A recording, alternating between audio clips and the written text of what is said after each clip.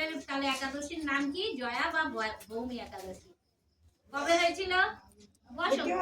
ভাগবত পাঠ। শুক্ল প্রক্রিয়া জয়া একাদশীর ব্রত মাহাত্ম্য ভবিষ্যৎ পুরাণে যুধিষ্ঠির শ্রীকৃষ্ণ সংবাদ রূপে বর্ণিত আছে। শ্রী গরুড় পুরাণে মাঘ মাসে শুক্ল প্রক্রিয়া একাদশী তিথিকে ভৌম করা হয়েছে। কল্পান্তরে বিভিন্ন রূপানে বিভিন্ন নাম দেখা যায়। পদ্মপুরাণ অনুসারে জ্যৈষ্ঠ মাসের শুক্ল প্রক্রিয়া একাদশীর নাম পাণ্ডবা, নির্জলা বা ভীমসেনী বা ভৌমি একাদশী। যুধিষ্ঠির বললেন, হে কৃষ্ণ, আপনি কৃপা করে মাঘ মাসের শুক্লাপক্ষের একাদশী সবিশেষ বর্ণনা করুন। শ্রীকৃষ্ণ বললেন, হে মহারাজ, মাঘ মাসের শুক্লাপক্ষের একাদশী জয়া নামে প্রসিদ্ধি। এই তিথি সর্ব পাপ বিনাশী, সর্বশ্রেষ্ঠা, পবিত্রা, সর্বকাম ও মুক্তি প্রদায়িনী। এই ব্রতের ফলে মানুষ কখনো প্রেতাত্মপ্রাপ্তি হন না। এই একাদশী নিম্নরূপ উপাখ্যান শোনা যায়। এক সময় স্বর্গলোকে ইন্দ্র রাজত্ব করছিলেন। সেখানে অন্য দেবতারাও বেশ সুখেই ছিলেন। তারা পারিজাত পুষ্প শোভিত নন্দন কাননে অষ্টরাধের সাথে বিহার করতেন। একদিন 50 কোটি অষ্টরা নামক দেবরাজ ইন্দ্র স্বেচ্ছায় আনন্দ ভরে তাদের নৃত্য করতে বললেন। নৃত্যের সাথে গন্ধর্বগণ গান করতে লাগলেন। পুষ্পদত্ত, চিত্রসেন প্রভৃতি প্রধান প্রধান গন্ধর্বেরাও সেখানে উপস্থিত ছিলেন। চিত্রসেনের পত্নীর নাম মালিনী। পুষ্পবন্তী নামে তাদের এক কন্যা ছিল। পুষ্পদন্তের পুত্রের নাম মাল্যবান।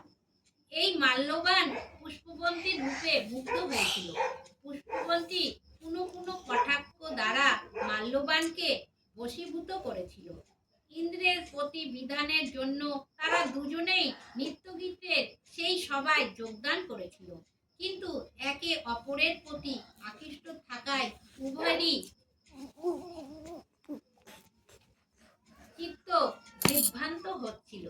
সেখানে তারা পরস্পর কেবল দৃষ্টিবন্ধ অবস্থায় দাঁড়িয়ে থাকলো। ফলে গানের ক্রম বিপর্যয় ঘটল।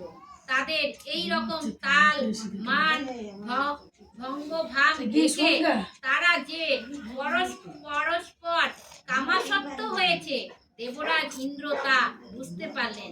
তখন ক্রোধ বশে তিনি তাদের অভিশাপ দিলেন, রে মৃগো, তোমরা আমার আজ্ঞা লঙ্ঘন করেছো, তোমাদের ধিক। এখনই তোমরা পিশাচ যোনি লাভ করে মর্ত্যলোকে নিজ দুর্কর্মের ফল ভোগ করো। ইন্দ্রের অভিশাপে তারা দুজন দুঃখিত মনে হিমালয় পর্বতে বিচরণ করছিল। পিশাচত্ব প্রাপ্ত হওয়ার তারা অত্যন্ত দুঃখী ভোগ করতে লাগলো। হিমালয়ে প্রচন্ড শীতে কাতর হয়ে নিজেদের পূর্ব পরিচয় বিস্মৃত হলো। এভাবে অতি কষ্টে সেখানে দিন যাপন করতে লাগলো।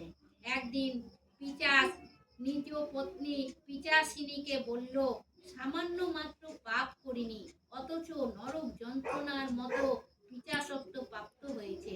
অতএব এখন থেকে আর কখনো কোনো পাপ কর্ম করব না। এইভাবে চিন্তা করে তারা সেই পর্বতে মৃতপ্রায় বাস করতে লাগলো।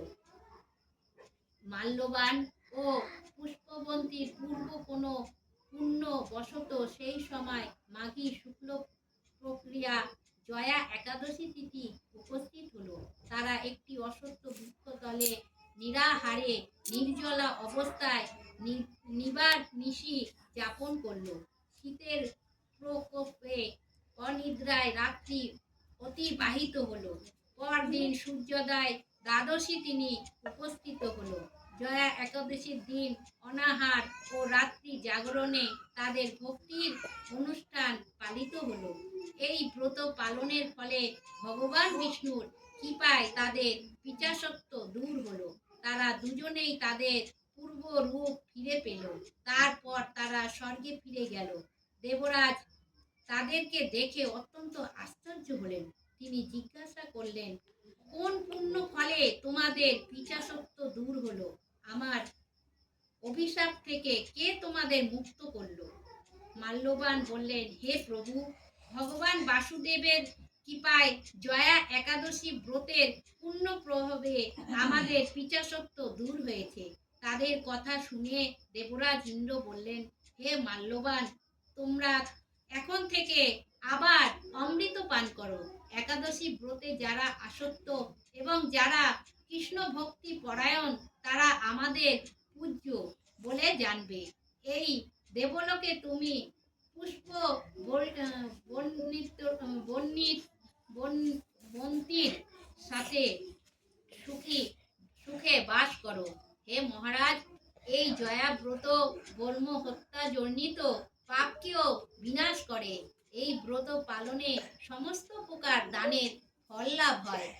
সকল যজ্ঞ ও তীর্থের পূর্ণ ফল এই একাদশীর প্রভাবে আপনারা আপনা হতেই লাভ হয়। অবশেষে মহানন্দে অনন্তকাল বৈকুণ্ঠ বাস হয়। এই জয়া একাদশী ব্রত কথা পাঠ ও শ্রবণে অগ্নিষ্টম যজ্ঞের ফল পাওয়া যায়। জয় জয় জয় একাদশী কি জয়, জয় জয় জয় একাদশী কি জয়, জয় ভগবত পাঠ। একটু গান করি।